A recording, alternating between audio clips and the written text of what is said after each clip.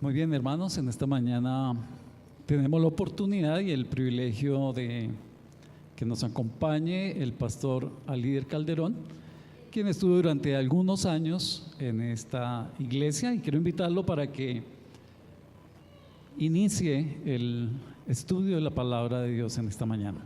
Bienvenido, pastor. Buenos días a todos. Un feliz sábado. Dios nos bendiga ricamente. Esta iglesia trae muy buenos recuerdos para mí de crecimiento espiritual, y doy gracias al pastor de la iglesia que me ha dado la oportunidad de en esta mañana dirigir la palabra del Señor. Quiero invitarles para que nuevamente vayamos a la lectura bíblica, al libro de Mateo capítulo 24, versículo 30 y 34.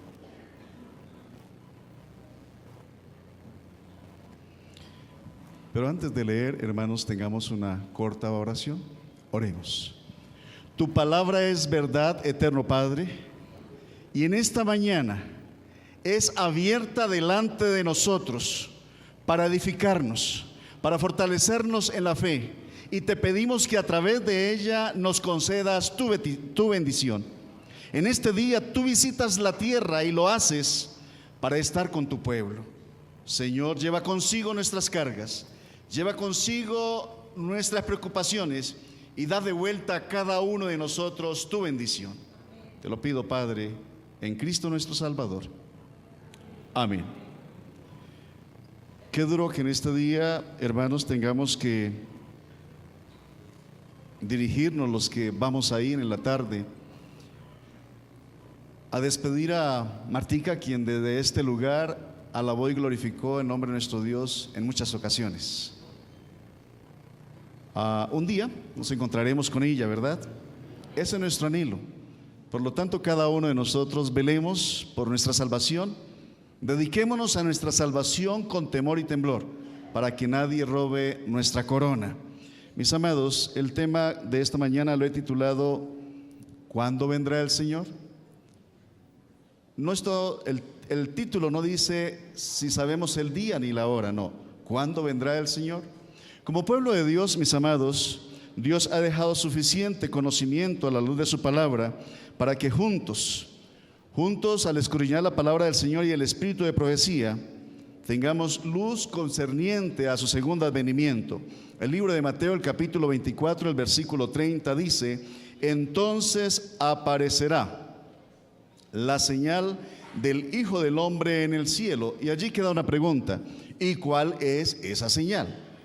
Aparecerá la señal del Hijo del Hombre en el cielo, y entonces lamentarán todas las naciones, las tribus de la tierra, y verán al Hijo del Hombre viniendo sobre las nubes del cielo con poder y gran gloria. Y el verso, hermanos, 44 dice: por tanto también vosotros estad ¿cómo?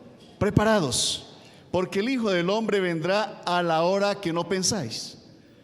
A veces, hermanos, esa hora que no pensáis se adelanta para algunos de nosotros, cuando la muerte sorprende a alguien antes de la segunda venida del Señor. Pero si es preciso que hoy digamos, mis amados, que si el Señor nos tiene con vida, nuestros ojos han de ver la venida del Señor. Al mirar lo que dice el capítulo 24, el versículo 30, referente a la señal de la venida del Hijo del Hombre, es bueno que nosotros tengamos en cuenta el siguiente concepto, hermanos. Isaías, el libro de Isaías, en el capítulo 21, versículo 11 y 12. Isaías 21, 11 y 12. En mi versión, mis amados, aparece en este versículo 11, al introducirlo, un pequeño título que dice profecía sobre Duma. Y en esta, que es la versión, nueva versión internacional, me gusta cómo dice allí. Dice: profecía contra Duma. Alguien me grita desde Seir: centinela, ¿cuánto queda de la noche? Centinela, ¿cuánto falta para que amanezca? El centinela responde: ya viene la mañana, pero también la noche. Si quieren preguntar, pregunten. Si quieren volver, vuelvan a preguntar. ¿Por qué colocarlo en esta versión? Porque queda una pregunta, hermanos, latente frente al contexto cuando vemos que los años pasan y la segunda venida del Señor se acerca. ¿Cuánto falta para amanecer? ¿Cuánto falta para ver venir a nuestro Señor en las nubes de los cielos? En el distrito donde estaba, que era en el distrito central de Sogamoso, ahora he sido trasladado al distrito de Duitama, Boyacá, un anciano de iglesia apareció predicando lo siguiente: que el Señor Jesús viene en el año 2031. Y entonces me inquietó un poco porque comenzó a predicarlo en la iglesia, y le pedí en una reunión de ancianos que predicara para nosotros los ancianos este sermón o este mensaje para entenderlo y tenerlo en cuenta, para que no se convierta esto de pronto en algo que no es de Dios. Hermanos, él predicó tal como lo venía haciendo, y entonces tomamos un concepto de él y le pedimos el favor que no siguiera predicando que el Señor Jesús viene en el año 2031. ¿Por qué le dijimos que no lo siguiera haciendo, hermanos y amigos? Porque nadie sabe ni el día ni la hora. Eso dice Mateo 24, hermanos, refiriéndonos a este contexto. El Señor en su palabra, en el libro de Mateo 24, versículo 36, dice: pero el día y la hora nadie lo sabe, ni aun los ángeles de los cielos, sino solo mi Padre. Pero lo que él predicaba, hermanos, me llamó la atención porque tiene un gran significado, un gran contexto. Para decir que el Señor Jesús viene en el año 2031 es sencillo. De la creación al diluvio, 2000 años. Del diluvio a la muerte del Señor Jesús, otros 2000 años. El Señor Jesús muere en el año 31. Estamos en el año 2017. Bueno, 2018, disculpen, 2018. Estamos en el año 2018. En el año 6000 la tierra tiene que entrar en el año del jubileo. Si usted va a una iglesia católica, al cual le invito a que vaya, no hay nada de malo que usted vaya a la iglesia católica y quédese en toda la misa para que escuche qué dice el sacerdote. En varias catedrales tuve la oportunidad de ver un letrero o una valla grande que decía que estábamos entrando en el año del jubileo, en el cual se estaba haciendo un llamado a las familias a volver al seno de la iglesia, porque se estaba entrando en el año del jubileo. Mis amados, si estamos en el año 2018, al año 6031, porque el Señor Jesús muere en el año 31, para que se cumplan 6000 años, la pregunta a responder es: ¿cuántos años faltan? A ver, matemáticos, ¿cuántos años faltan? Es preciso que nos falten 13 años. Esa era la predicación de él, y es preciso que así sea o no lo sea, hermanos. Lo único que sé es que usted y yo debemos de estar preparados como el Señor Jesús, como si el Señor Jesús viniera mañana. Y allí nacen preguntas que usted y yo necesitamos respondernos. Hermanos, ¿el Señor Jesús podría venir este año? ¿Sí podría venir este año? La respuesta es no. ¿Por qué no, hermanos? Porque la palabra de Dios se debe cumplir a la letra, tal como está en las profecías. El Señor Jesús no puede venir este año, porque entonces las profecías no se cumplirían, mis amados. Queda aún la pregunta. Sin embargo, quiero leer, mis amados, de Testimonios para los Ministros, páginas 60 y 61, 2 párrafos sencillos, en el cual Dios, a través de la hermana Elena de Huay, le invita a usted y a mí a no colocar fechas. Dice así en tomos Testimonio para los Ministros, página 60: estamos cerca del fin, pero si usted, escribiéndole a un hermano que estaba colocando fechas, pero si usted o algún otro hombre es seducido por el enemigo e inducido a fijar la fecha de la venida de Cristo, estará haciendo la misma obra mala que ha producido la ruina de las almas de aquellos que lo hicieron en el pasado.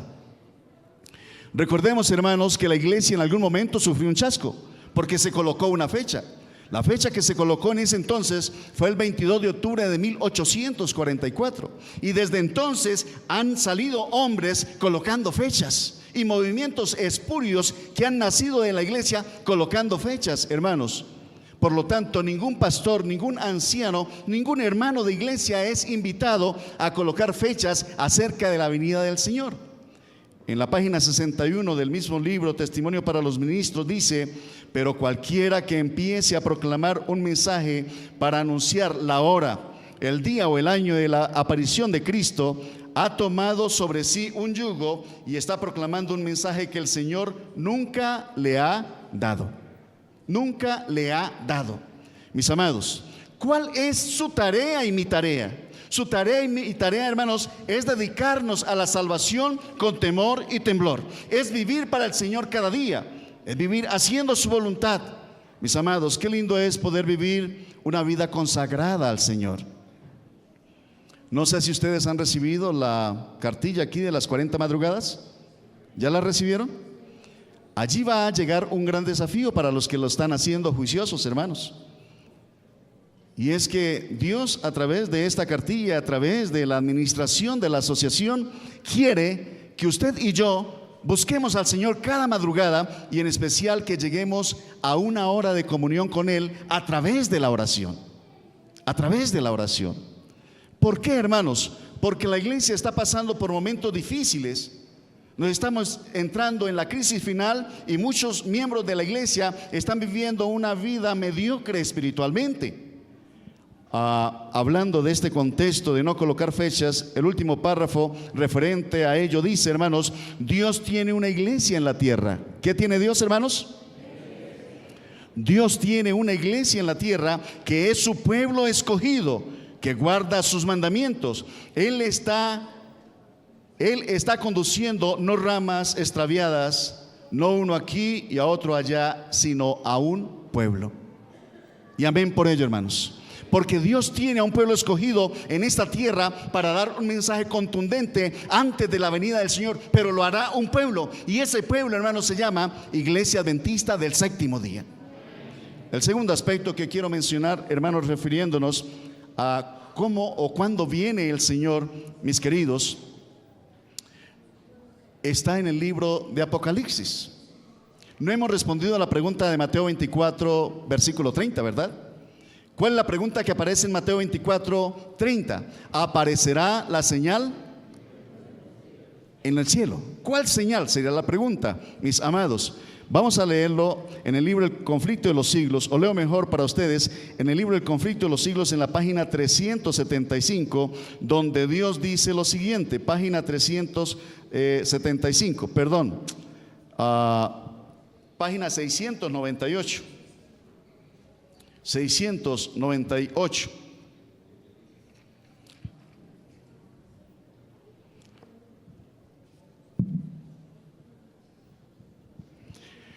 En la página 698 del libro El Conflicto de los Siglos dice: desde el cielo se oye la voz de Dios que proclama el día y la hora de la venida de Jesús.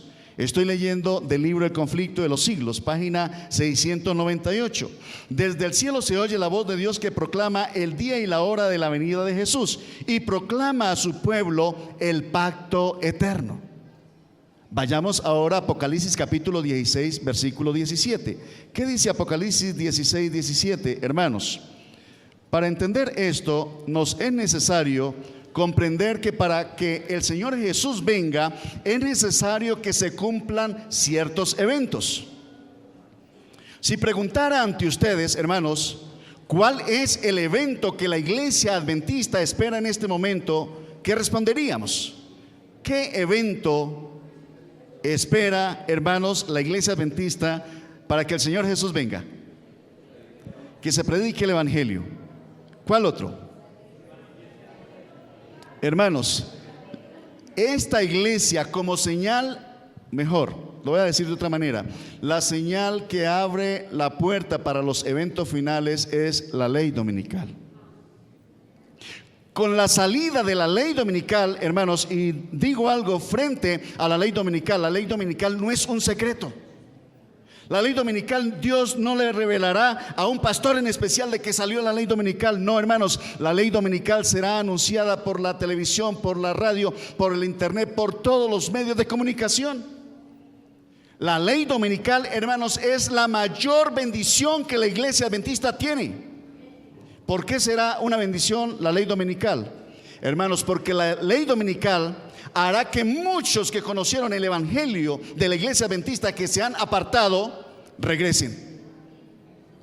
Pero la mayor bendición viene después de la ley al salir la ley dominical. ¿Cuál? Hermanos, estos pasos yo los recuerdo muy vívidamente desde este lugar, que yo les decía, por aquí tengo algo. El esfero, alguien lo dijo, el esfero tiene memoria, y estos 7 pasos que voy a mencionar se deben de dar antes de la venida del Señor. Recuerden, ley dominical. El segundo paso es lluvia tardía. La lluvia tardía es el descenso, según el capítulo 2 del libro de Joel, hermanos, es el descenso de mi Dios Espíritu Santo sobre esta tierra, en especial sobre su pueblo. ¿Para qué? Para que nosotros, hermanos, ¿quiénes? Nosotros salgamos a dar el último mensaje de advertencia al mundo entero. ¿Y dónde está ese último mensaje de advertencia al mundo entero? En Apocalipsis capítulo 14, versículos 6 al 13, donde se encuentra el mensaje de los 3 ángeles, unido a Apocalipsis capítulo 18, versículos del 1 al 4, en el cual Dios invita a su pueblo a salir ¿de dónde? De Babilonia. A algunos movimientos que han salido de la iglesia y que hablan mal de la iglesia adventista, salen diciendo que la iglesia adventista es Babilonia. Hermanos, a la luz de la Biblia y el espíritu de profecía, nunca la iglesia adventista ha sido Babilonia ni lo será. Pero nace una pregunta que usted y yo necesitamos respondernos: ¿hay Babilonia en la iglesia adventista? Y la respuesta es sí. La pregunta más aún a responder es: ¿hay Babilonia en mi vida? Y eso se lo responde usted, querido hermano. Eso se lo responde usted, querida hermana. Entonces, primer paso, ley dominical. Segundo paso, lluvia tardía. La lluvia tardía es el descenso de mi Dios Espíritu Santo sobre esta iglesia para que salgamos a dar el último mensaje. Pero a la vez, San Juan capítulo 10, versículo 16 dice: y tengo otras ovejas que no son de este redil, a esas me es necesario traer, y entonces habrá un pastor y un solo rebaño. Ese mensaje se da, hermanos, o mejor, aquí Henry, cuando pregunté qué falta para la venida del Señor, él dijo que se predique el evangelio. Hermanos, no se incomoden con lo que voy a decir, mejor incomódense con lo que voy a decir. La verdadera predicación no se ha dado. ¿Cuándo se dará la verdadera predicación con ahínco y con poder? Cuando venga mi Dios Espíritu Santo. Y se los compruebo, hermanos. ¿En qué forma? Si el Espíritu Santo estuviera sobre usted, pregúntese cuántos años lleva usted en la iglesia. No responda nada. Pero si alguno de ustedes lleva 30 años en la iglesia y no ha ganado un alma, pregúntese si el Espíritu Santo está sobre usted. Porque el Espíritu Santo no puede estar sobre una persona que no gane almas para el Señor. Y mi Dios Espíritu Santo viene, hermanos.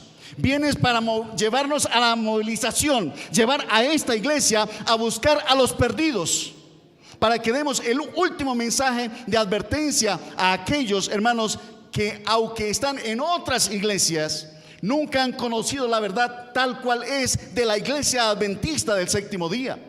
Por eso Dios estableció esta iglesia, hermanos, para que esta iglesia ponga en alto, hermanos, la antorcha de la verdad ante el mundo entero. Entonces, mis amados, ley dominical, lluvia tardía, fuerte pregón. Y ese fuerte pregón está donde lo mencioné. En Apocalipsis 14 del 1 a 14, del 6 al 12, al 13, y Apocalipsis 18 del 1 al 4, salid de ella, pueblo mío, Pero al par o a la vez, hermanos, que se está dando el fuerte pregón o la fuerte predicación, hermanos, se deben de estar dando 3 pasos a la vez. ¿Cuál? Desde la salida de la ley dominical hasta la caída de la primera plaga, se estará dando el fin del sellamiento de todos los que hemos de ser salvos. Segundo paso, quinto paso que se debe de dar, hermanos. Con la caída de la primera plaga se acaba el juicio investigador. Ya estamos en el juicio investigador. ¿Cuándo comenzó el juicio investigador, hermanos? Cuando el Señor Jesús pasó del lugar santo al lugar santísimo. Hoy también se está dando el sellamiento de manera progresiva, hermanos. Todos aquellos los que vivimos para el Señor y pedimos cada día el bautismo de mi Dios Espíritu Santo, estamos siendo sellados para vivir vidas consagradas, vidas santas, vidas de hombres y mujeres que honran y glorifican el nombre de Dios. Entonces, con la caída de la primera plaga, hermanos, se acaba el juicio investigador, se da el sellamiento, y con la caída de la primera plaga, hermanos, se acaba el tiempo de gracia. Y ahora entramos al 7º paso. ¿Y en qué consiste el 7º paso? Las 7 últimas plagas que caerán sobre la tierra. Las últimas 7 plagas que caerán sobre la tierra son específicas y literales. Ya hay un lugar sobre la tierra sobre la cual caerán 2 de ellas, la primera y la quinta plaga, el cual es el trono de la bestia. Pero a la cual quiero referirme en esta mañana, hermanos, es a la 7ª plaga, según Apocalipsis capítulo 16, versículo 17. En el capítulo 16, hermanos, el versículo 17 dice así: el 7º ángel derramó su copa por el aire. ¿Por dónde, hermanos? Por el aire.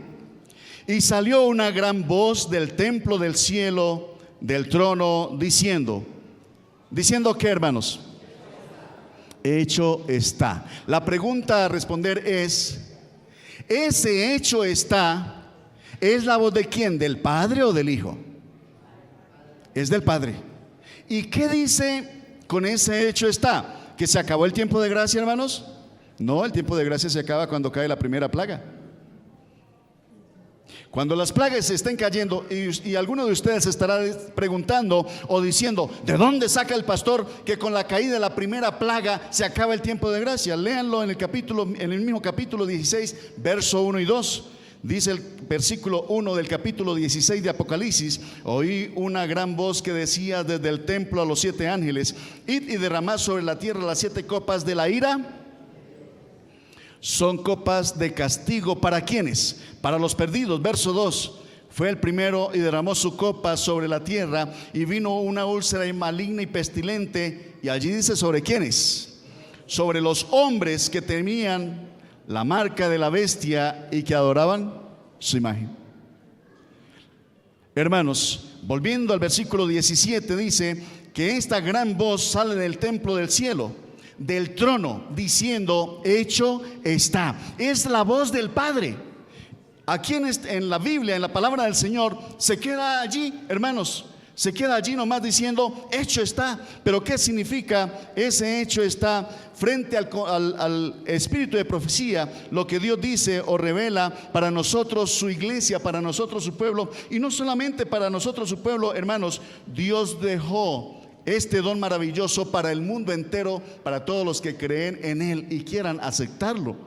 Mis amados, el libro El conflicto de los siglos dice, mis amados, en la página 698, ya leí parte de ello, voy a leerlo completo. Dice: desde el cielo se oye, página 698 del conflicto de los siglos, desde el cielo se oye la voz de Dios que proclama el día y la hora de la venida de Jesús. Con ese hecho está, la palabra de Dios allí en Apocalipsis 16, 17 dice simplemente: hecho está. Pero Dios, a través de la hermana Elena de White, explica qué dice después de que dice ese hecho está. Vuelvo y lo leo. Dice: del cielo se oye la voz de Dios que proclama el día y la hora de la venida de Jesús. Y luego dice: y promulga a su pueblo el pacto eterno. ¿Cuál es el pacto eterno, hermanos? ¿Cuál es el pacto eterno? Los 10 mandamientos. Atentos a esto, hermanos. y promulga a su pueblo el pacto eterno. Y mire lo que sigue diciendo: sus palabras resuenan por la tierra como el estruendo de los más estrepitosos truenos. Me llama la atención cómo lo presenta, hermanos, la hermana Elena de White, porque dice que es un acto pavorosamente solemne. ¿Cómo traigamos a nuestra mente ese momento en el futuro si estamos vivos para ese momento, hermanos? Más, digo algo: ese hecho es para su pueblo. ¿Dónde estaremos cuando Dios el Padre pronuncie hecho está? Dios dice a través del don profético, hermanos, que esta iglesia, hermanos, en el tiempo de angustia final, debe salir de las grandes ciudades a las pequeñas poblaciones, de las pequeñas poblaciones ¿a dónde?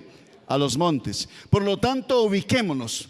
Ese hecho está, hermanos, para que usted escuche ese hecho está, habrá alrededor suyo mucha comida, mucho abrigo, mucha agua. ¿Sí? No, porque muchos de nosotros estaremos escondidos en desiertos, en cuevas, en montes, y los ángeles nos alimentarán. Por lo tanto, al salir de las pequeñas poblaciones a los montes, la expectativa latente y constante, hermanos, y constante es: ¿cuándo escucharemos la voz? Y cuando escuchemos la voz, hermanos, si hacemos nuestro ese pensamiento hacia el futuro, mis queridos, cuando escuchemos la voz, entonces nos diremos entre nosotros: ¿usted la escuchó? Sí. ¿Usted la escuchó? Sí. ¿Y qué escuchó? Hecho está. Hecho está. ¿Qué significa hecho está? El Señor Jesús viene. El Señor Jesús viene, hermanos. Y entonces, mire lo que sigue diciendo, mis amados. Promulga el pacto eterno, sus palabras resuenan por la tierra como el estruendo de los más estrepitosos truenos. El Israel de Dios escucha con los ojos elevados al cielo. Sus semblantes se iluminan con la gloria divina y brillan cual brillara el rostro de Moisés cuando bajó del Sinaí. En la misma página, el siguiente párrafo dice: pronto apareció en el este. ¿Cuál es el este, hermanos? En el oriente. Pronto apareció en el oriente una pequeña nube negra, del tamaño como de la mitad de la palma de una mano. Es la nube que envuelve al Salvador y que a la distancia parece rodeada de oscuridad. El pueblo de Dios sabe que es la señal del Hijo del Hombre. Aquí está la respuesta a Mateo 24:30, que dice: y aparecerá la señal del Hijo. ¿Qué le llamará a usted y a mí la atención frente a la señal del Hijo del Hombre, hermanos? La voz del Padre diciendo: hecho está. Todo mundo le elevaremos nuestra mirada al cielo, y entonces veremos esa pequeña nube negra como la mitad de la palma de una mano. Para que esa pequeña mitad de la palma, como la mitad de la palma de una mano, se vea, significa entonces que los cielos se abren en gran y gloriosa luz para poder ver la mitad de la palma de una mano, hermanos. Pero después de que dice el Señor hecho está, dice que promulga, hermanos, al pueblo de Israel, al pueblo de Dios. ¿Qué cosa, hermanos? El pacto eterno. El pacto eterno. ¿Usted recuerda cuál es el primer mandamiento de los mandamientos de Dios? Ya le ayudaron. ¿Por qué lo pregunto? No se incomoden conmigo, hermanos. En una predicación se me dio por preguntar igual, y le pregunté a hermano tal con nombre propio: ¿cuál es el primer mandamiento? Y este hermano viejo en la iglesia, y me responde: amarás a Dios por sobre todas las cosas. Viejo en la iglesia y no se sabía los mandamientos de Dios. ¿Cómo es que un adventista es viejo de ser adventista y no se sabe los mandamientos? Si no se lo sabe, entonces la pregunta es: ¿cómo podremos guardarlos, hermanos? Cuando el Padre dice, hecho está, hermanos, luego comienza a repetir uno por uno los 10 mandamientos, hermanos, lo cual la voz del Padre hace que resuene, retumbe alrededor de toda la tierra. ¿Ya? ¿Hasta las 12? Hermanos, ¿me ayuda? 5 minutos antes. Mis amados, la pregunta es, ¿nos estamos preparando para la segunda venida del Señor? ¿Estamos viviendo para el Señor hoy haciendo su voluntad? Mis queridos, la iglesia está siendo zarandeada, el enemigo está logrando su objetivo y nosotros, algunos de nosotros, seguimos dormitando dentro de la iglesia. ¿Cómo se encuentra usted, mis queridos? Termino de leer este párrafo que dice: el pueblo de Dios sabe que es la señal del Hijo del Hombre. En silencio solemne la contemplan mientras va acercándose a la tierra, volviéndose más y más luminosa y más gloriosa, hasta convertirse en una gran nube blanca cuya base es como fuego consumidor y sobre ella el arco iris del pacto. Jesús marcha al frente como un gran conquistador. Ya no es varón de dolores que haya de beber el amargo cáliz de la ignominia, de la maldición. Victorioso ahora en el cielo y en la tierra, viene a juzgar a vivos y a muertos. Mis amados, cada uno de nosotros debemos de alegrarnos hoy. ¿Y cómo debemos de alegrarnos hoy, hermanos? Qué bueno que podamos leerlo en la palabra del Señor. Libro de Apocalipsis capítulo 20. ¿Cómo nos debemos de alegrar hoy? El capítulo 20 del libro de Apocalipsis, mis amados, me dice en el versículo 14 y 15 lo siguiente: y la muerte y el Hades fueron lanzados al lago de fuego. Esta es la muerte segunda. Verso 15: y el que no se halló inscrito en el libro de la vida fue lanzado ¿dónde? Pero no leamos tan rápido. El que no fue hallado ¿dónde, hermanos? Inscrito su nombre en el libro de la vida. La pregunta para hacernos y respondernos en esta mañana es: ¿mi nombre está escrito en el libro de la vida? ¿Cuántos libros hay en el cielo, hermanos? 3 libros. ¿Cuáles son esos 3 libros, mis amados? ¿Cuáles son esos 3 libros? Siempre hemos dicho que es el libro de la vida, el de la muerte y el de las memorias, ¿verdad? En el libro Primeros Escritos, página 52, Dios dice lo siguiente.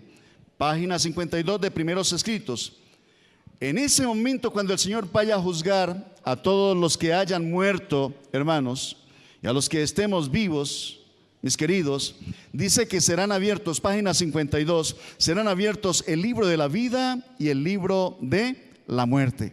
El libro de la vida lleva anotados los nombres y acciones de los santos. ¿Qué lleva el libro de la vida, hermanos? Los nombres y las acciones de los santos. ¿Qué son acciones, hermanos? Obras. Y sigue diciendo: y el de la muerte contiene las malas acciones de los impíos. Estos libros son comparados con el de los estatutos, la Biblia, y de acuerdo con ella son juzgados todos los hombres. ¿Por qué seremos juzgados, hermanos, nosotros? Por la palabra del Señor. Pero hoy sus obras y mis obras están registrados o en el libro de la vida o en el libro de la muerte. En el libro de la vida están los nombres de todos los que nos entregamos a Él a través del bautismo. Y en el libro de la muerte están los nombres de todos los perdidos y sus obras malas. ¿Por qué decir esto en este momento, hermanos? Mis amados, ¿por qué decir esto? Para terminar este mensaje, abreviar este mensaje, porque es curioso, yo predico largo, hermanos,